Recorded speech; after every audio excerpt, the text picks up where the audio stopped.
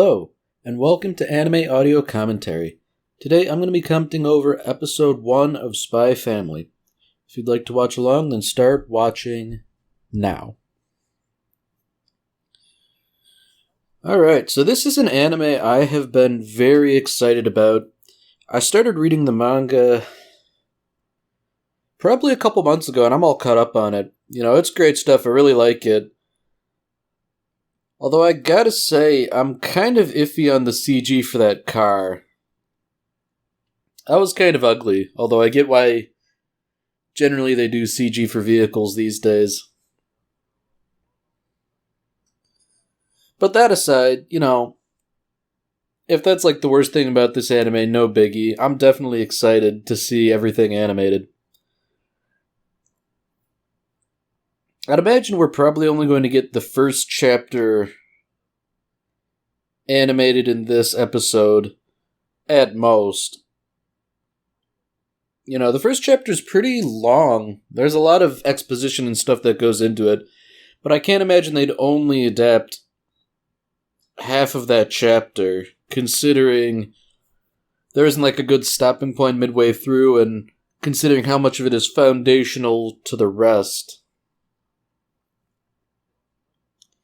Alright, so here's a nifty little scene right here. We're introduced to the main character, the spy known as Twilight, and how he's essentially a master of disguise and subterfuge as he switches between secret identities and personalities. You know, he was just disguised as that crooked politician to intercept some blackmail. Now he's pretending to be some upper-class fop to date, I don't know, some sort of like upper-class daughter. Of course, it would seem that now that his mission's done, he can just dump her freely.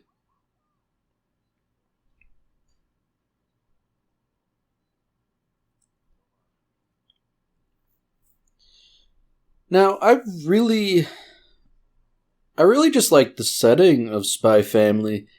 It reminds me a lot of like Cold War, 60s era sort of stuff. And if you can see that sign that briefly flashed across the screen saying Berlin, it really strikes me as the conflict between East Germany and West Germany and all the tensions and stuff like that.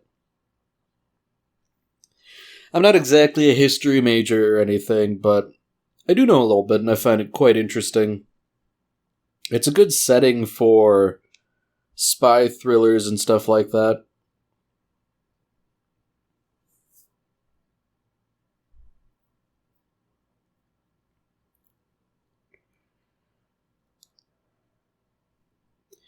So now we have the first wrinkle here. Twilight's new mission isn't one he can do by himself. He's gonna have to find a wife and a kid, and given the tight timeline, he can't exactly make one organically, so he's going to have to pull a couple strings to get things together. It seems to me that this is the first time where he's been given a mission that he can't directly influence all of it.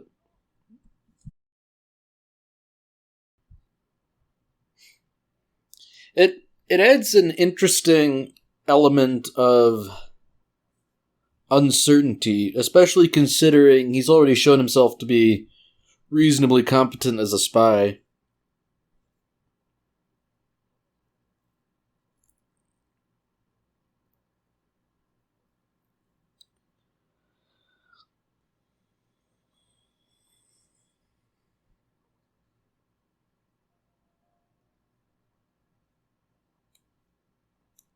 So naturally, being the master spy he is, he more or less takes all of this in stride and begins preparing for the operation. He sets up an apartment, he makes sure it's got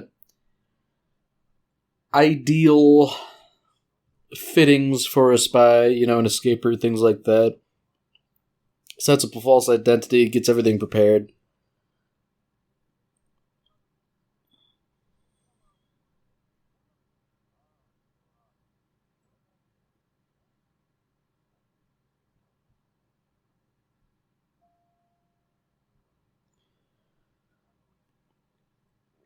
So it seems like the first thing he's going to do is to adopt a kid from a rather shady-looking orphanage. That would make sense to go to a shady orphanage, because if the whole place has, boarded up windows and is just entirely in disarray, it would make sense that they also probably don't keep especially meticulous records of all the orphans. And an orphan with an ill-defined past makes it that much easier to falsify a past.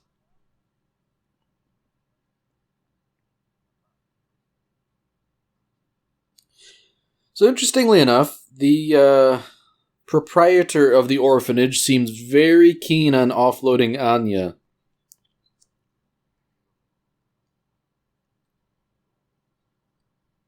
And it seems like we're starting to learn why,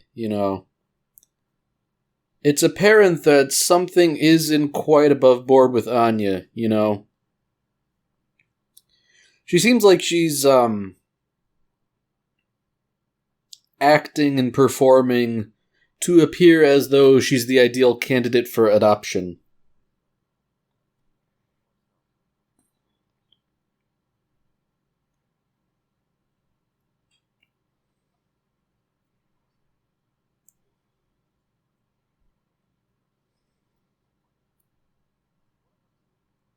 So just like that, Anya's ruse works. And as simply as that, the proprietor just wants to get rid of her, no paperwork, no nothing, Anya is out of his hair.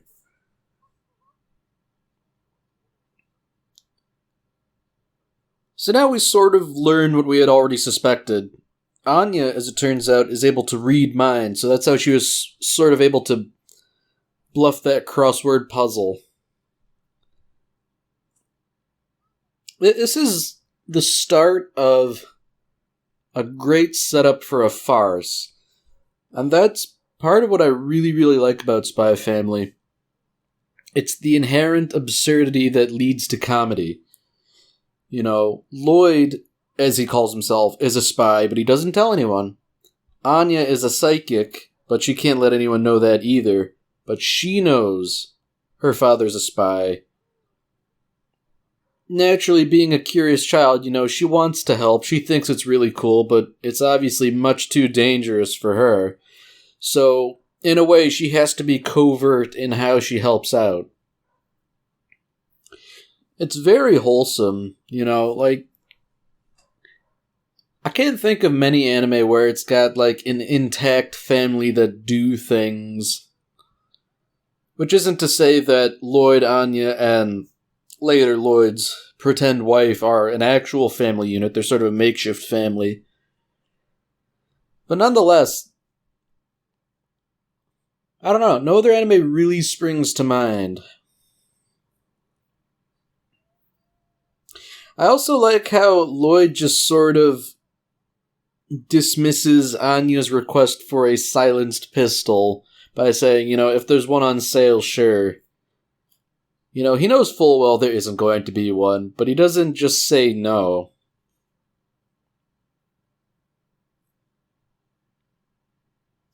I guess it's kind of nice. Well, no, because, he's lying. I guess that's an indication as to his, status as a spy, that he lies about, even little things.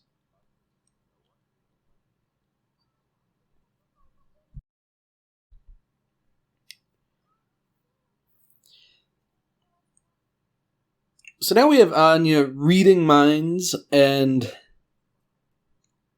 I guess, attempting to facilitate world peace as best as she understands. Of course, being a particularly small child, she's also sort of tipping her hand and showing that she might not be entirely as intelligent as she had pretended earlier.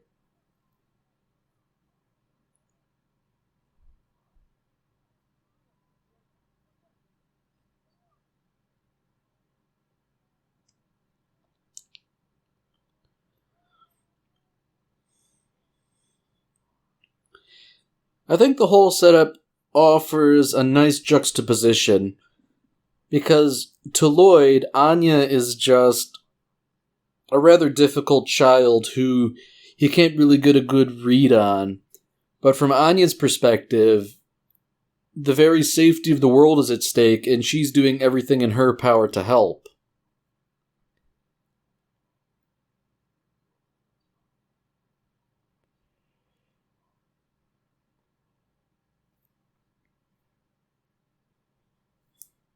This is probably like one of the golden rules of how to set up a farce. Two characters with contradictory goals and secrets who both have to maneuver around each other.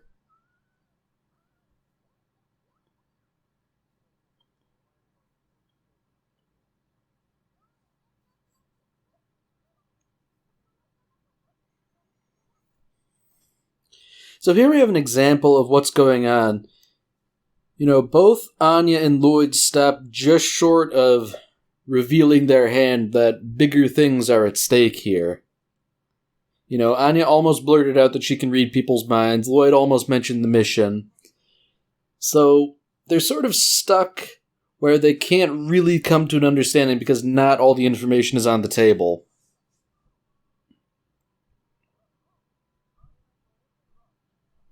Of course, Anya also... She sort of also thinks that Lloyd's playing, even though he's really serious. But, he can't really effectively communicate that.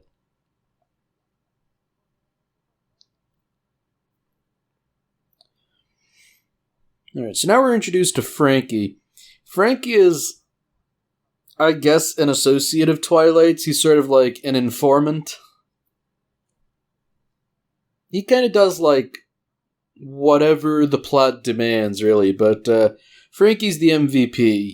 When the chips are down, you can count on Frankie to come through and help out. He's a good guy.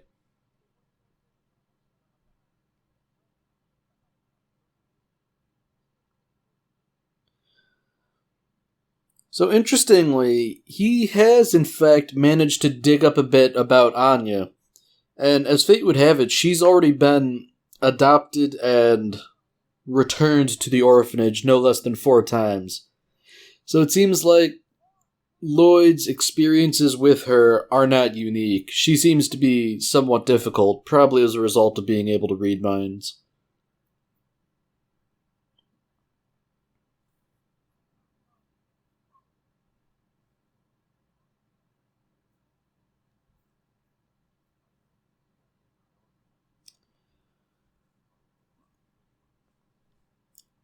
So, as fate would have it, Lloyd's efforts to secure his tools of the trade end up being his downfall unwittingly, as Anya can read his mind. She knows how to open the combination safe, and it would seem as though she has begun toying with a radio transmitter.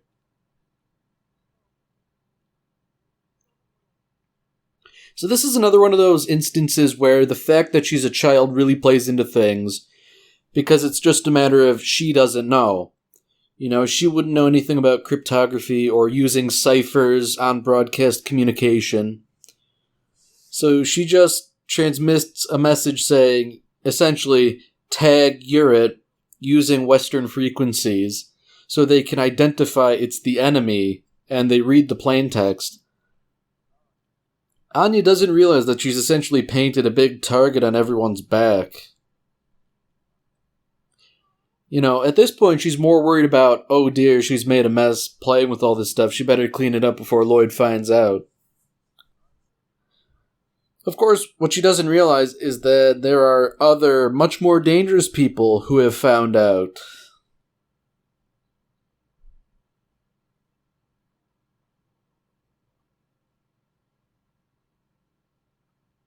So almost immediately, Lloyd notices that something is probably up. Things weren't left exactly as he had left them.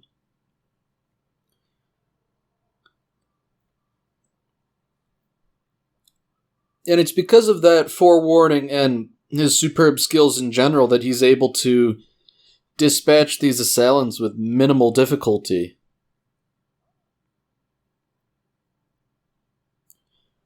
Unfortunately, those two guys were just waiting for him. Anya's already been taken.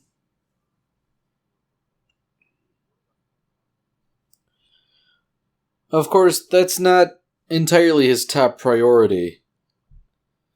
Initially, his top priority is that, they know he's a spy, his cover's been blown.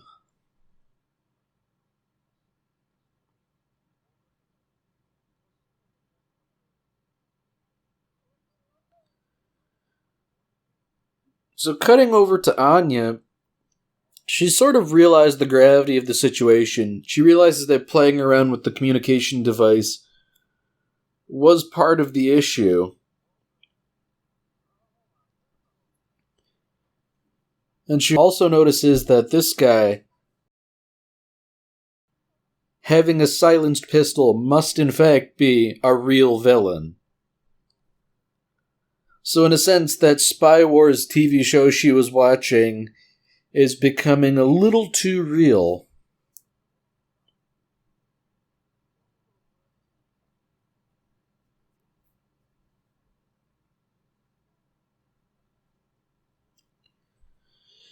So it would seem like Twilight has been taken captive as well. Things aren't looking particularly good, but of course we have to remember Twilight is a master of disguise.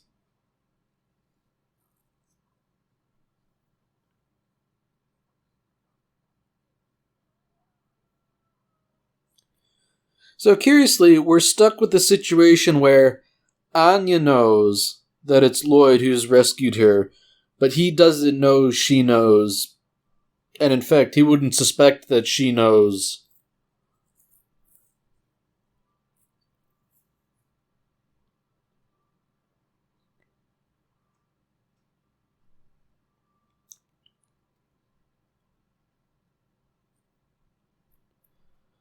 We're treated to a very brief bit of backstory and motivation for Lloyd. Presumably he had been orphaned in a war, and so the safety of children is of paramount importance to him. Naturally, he doesn't want others to go through what he did. So he still has to keep up his disguise for Anya's sake. He concocts a lie about it being a game of tag. Anya obviously can see right through the lie. And knowing what he's planning, she doesn't necessarily want to go through with it because it would just get her adopted somewhere else.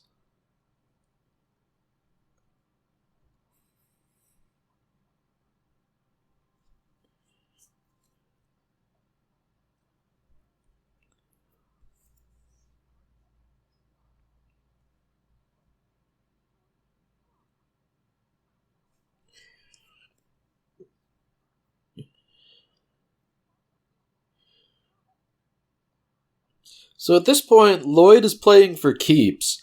It wasn't clear exactly when he had the time to set up a booby trap, but he's taking full advantage of it to take out all of the henchmen.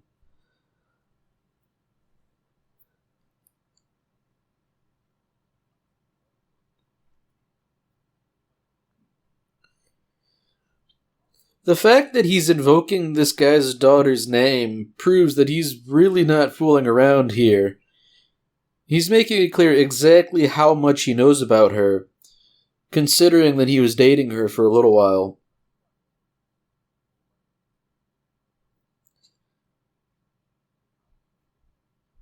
He's really sort of using her as leverage. I know you love your daughter, so butt out, basically.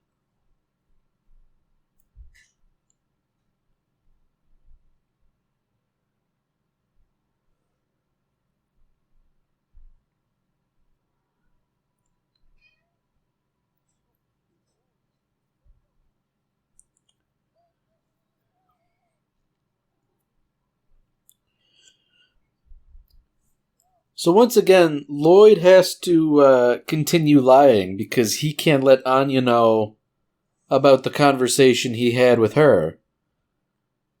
Of course, Anya doesn't want to worry him inordinately either, and let him know she knows, so she has to sort of stick to the lie too.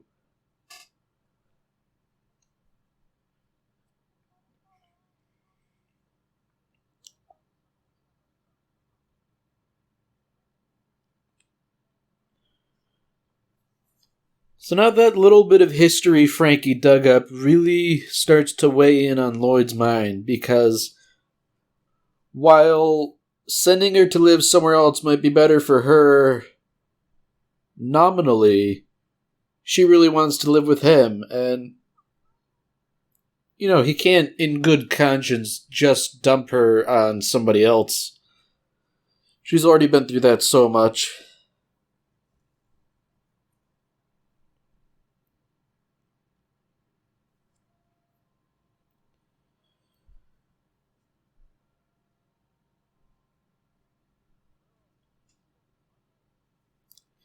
So now we have the last major plot point of this chapter.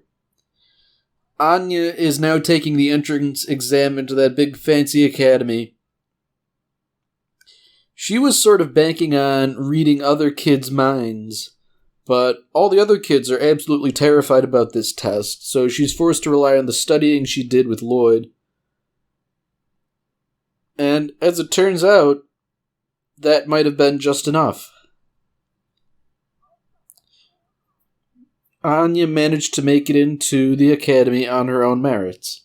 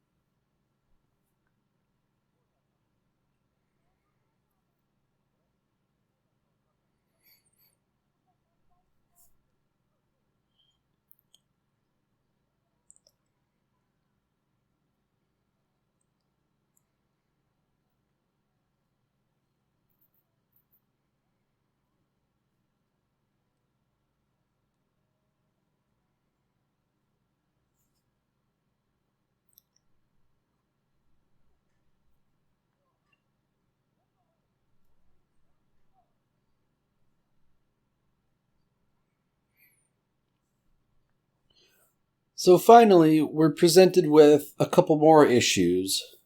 One, Lloyd seems to be losing his focus. And two, both parents must attend the interview for the school, without exception.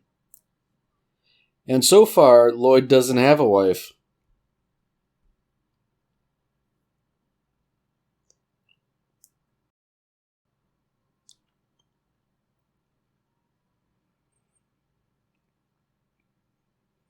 Alright, well that's it for this episode.